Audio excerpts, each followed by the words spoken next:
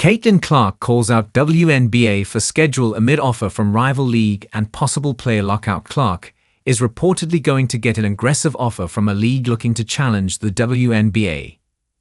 Caitlin Clark is one season into her WNBA career, but already feels comfortable enough to air her complaints on the league.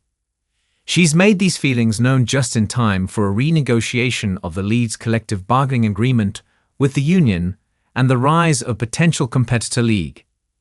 During a video interview that involved NBA legend Sue Bird at an event for Nike on Monday, Clark complained about the WNBA schedule taking place in the summer. The rookie phenom said the schedule interrupts her ability to play women's golf. The only downside about the WNBA is that it's during the summer. That's when you golf, Clark continued with a smile. So I've had my golf take a back seat to basketball. Clark has recently leaned into her passion for golf after the end of her rookie WNBA season, when the Indiana Fever lost to the Connecticut Sun in the playoffs. Clark is going to the Annika in November, the penultimate tournament on the LPGA Tour schedule hosted by Annika Sorenstam, to play in the Pro-Am and be a panelist at the Women's Leadership Summit at Pelican Golf Club. Clark, the WNBA Rookie of the Year, said last month when the Indiana Fever was eliminated that she planned to play golf until it got too cold in Indiana, adding with a smile, "Become a professional golfer. I love golf, so the opportunity to play in the Pro-Am for a tournament with a legend like Annika Sorenstam's name on it is so exciting," Clark said. "I'm looking forward to seeing all the LPGA players on the driving range, being part of the Women's Leadership Summit, and of course, teeing it up in the Pro-Am with Annika." Now, Clark's passion for golf and the WNBA's interruption of it is prompting a complaint from Clark at a time when the league should be trying to make her as happy as possible. The Women's National Basketball Players Association, the WNBA, voted to opt out of the current CBA with the league on Monday. The union and the league had until November 1 to opt out of the current deal, which was first agreed to ahead of the 2020 season. Now the union and the league will have to come to an agreement on a new deal, as the players will look to get more of the revenue share and potentially get other perks from the WNBA, like more time off. The decision to opt out came after a record year for the WNBA in both viewership and attendance.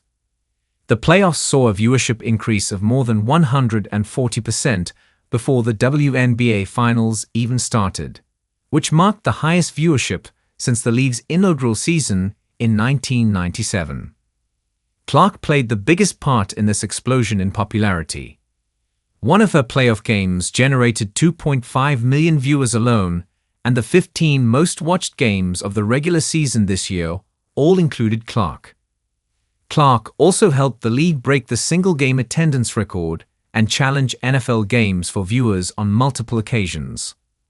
The WNBA also announced a new media rights partnership with TNT Sports that will see more than 45 primetime regular season games broadcast on TNT and TRT, with all games streamed on Max. Clark is the biggest single driver of TV ratings that women's basketball has ever seen.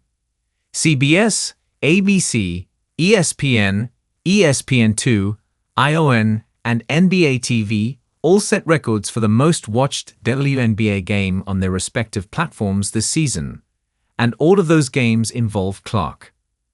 She is the sport's most transcendent superstar and the WNBA's biggest asset in trying to achieve profitability, which it never has. But Clark has options now, well beyond the WNBA. Outside of leagues in Europe, Clark now has the option of joining a new professional women's basketball league based right in her home country too. Unrivaled, the new 3-on-3 basketball league spearheaded by Breanna Stewart and Nafisa Collier is planning a full-court press to recruit Clark, according to Front Office Sports. It's just so crazy because the growth that Caitlin has brought to the game, the sheer amount of money that she's making these teams, people are having to move their venues for when she comes to play, Collier said. And she's getting paid like $75,000 a year. She should be one of the top paid players in the world just for the sheer numbers she's bringing. Clark also isn't the first WNBA superstar to voice grievances with the WNBA schedule ahead of this new negotiation with the league. Stewart spoke out about the lack of time off for the players who represented the US in Paris and brought home gold for the 8th consecutive Olympics in August.